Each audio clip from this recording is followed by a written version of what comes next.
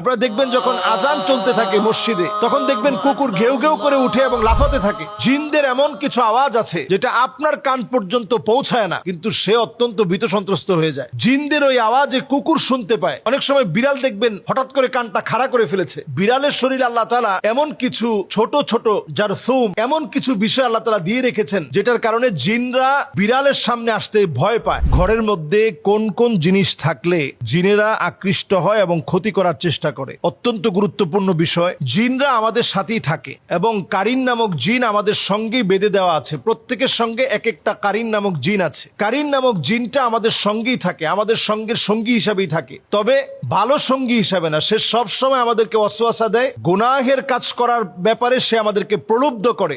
এবার আসুন, ঘরের মধ্যে কোন কোন জায়গায় কোন কোন বিষয়ের কারণে জিন আসে। যেমন ধরুন, আমাদের ঘরের মধ্যে আমরা অনেক সময় জুনজুনি রাখি এবং পর্দাগুলোর ভিতরে এখন স্টাইলিস্ট যে পর্দাগুলো রয়েছে, ওই পর্দাগুলোর ভিতরে আপনি দেখবেন যে জুনজুনি বাজতে থাকে। এগুলো আমরা এখন প্রত্যেকের ঘরে এখন ফ্যাশনেবল এই পর্দাগুলো ব্যবহার করি এবং সেখানে জুনজুনি বাজতে থাকে। নবী সাল্লাল্লাহু আলাইহি সাল্লাম আমাদেরকে সতর্ক করেছেন, লা তাদখুলুল মালাইকা বাইতুন ফিহি জুলজুল।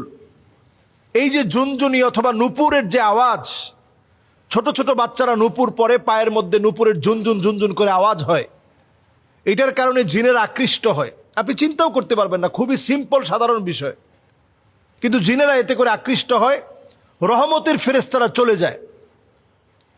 এরপরে আপনার ঘরে অনেক সময় আমরা দেখা যায় ছোট ছোট বাচ্চাদেরকে পেশাব করিয়ে একটা কমোডের মধ্যে পেশাবটা জমিয়ে রাখি, অথবা হাই কমোডে পেশাব করে ফ্লাশ করি না।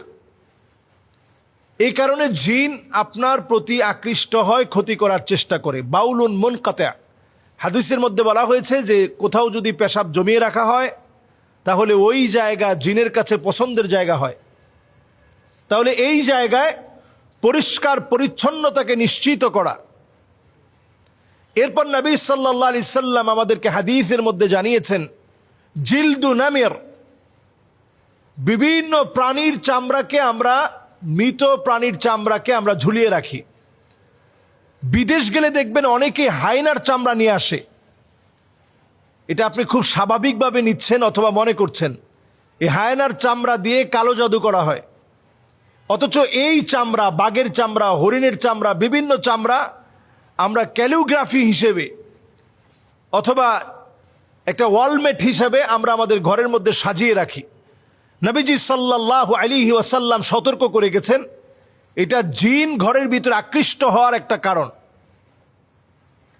নবী আলাইহিস সালাতু ওয়াস সালাম এরপর আমাদেরকে সজাগ সচেতন করলেন, জিন ঘরের ভিতরে আকৃষ্ট হওয়ার আরেকটা কারণ কাতিউ রাহিম, আত্মীয়তার সম্পর্ক যে ঘরের মধ্যে থাকে না, সন্তান হয়ে মাকে দেখতে পারে না, সন্তান হয়ে বাপকে দেখতে পারে না, সন্তান হয়ে আত্মীয় স্বজনের খবর তো নেয় না, নিজের ভাইয়ের খবর নেয় না, এইরকম ব্যক্তিদের ঘরে দুষ্ট জিনেরা আসে।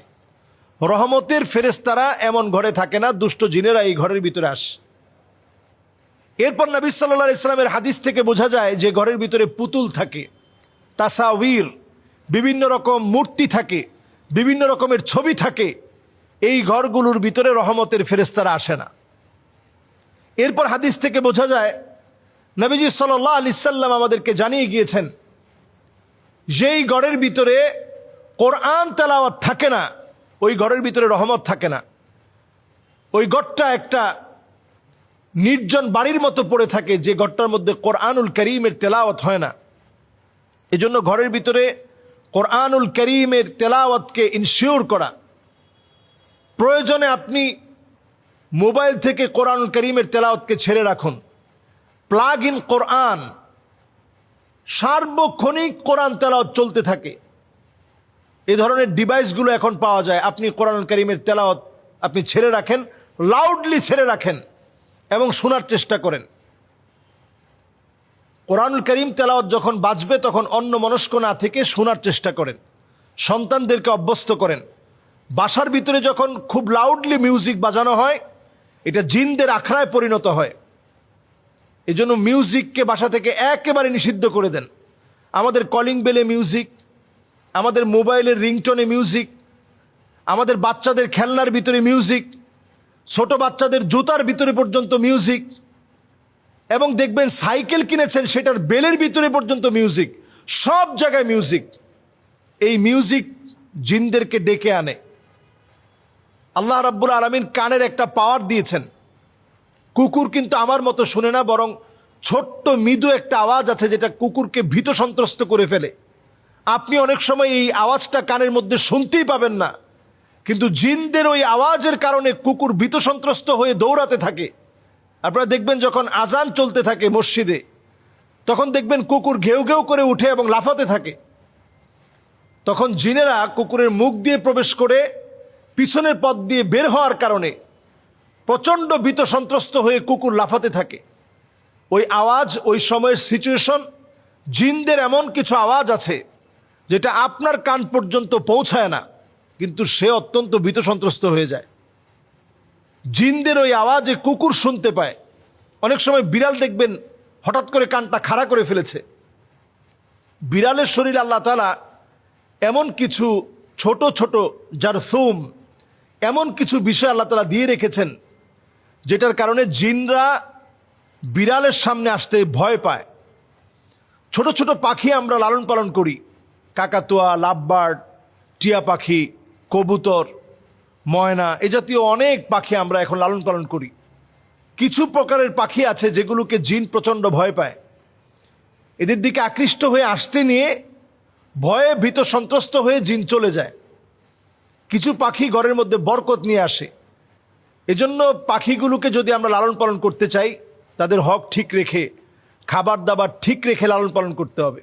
ঘরগুলোকে প্রতিনিয়ত কোরআনুল কারীমের তেলাওয়াত ছেড়ে দিয়ে বরকতে পূর্ণ করতে হবে। কুকুর থাকলে ঘর থেকে বের করে দিতে হবে। যদি ঘরের ভিতরে বড় বড় পুতুল থাকে, এগুলোকে সরিয়ে ফেলতে হবে। আত্মীয়তার সম্পর্ক না থাকলে বৃদ্ধি করা লাগবে। যত রকমের মিউজিক, জুনজুনি সহ যা আছে, এগুলো ঘর থেকে সরাতে হবে। আল্লাহ রাব্বুল আলামিন আমাদেরকে বোঝার তৌফিক দান করুক। আসসালামু আলাইকুম ওয়া রাহমাতুল্লাহি ওয়া বারাকাতুহু।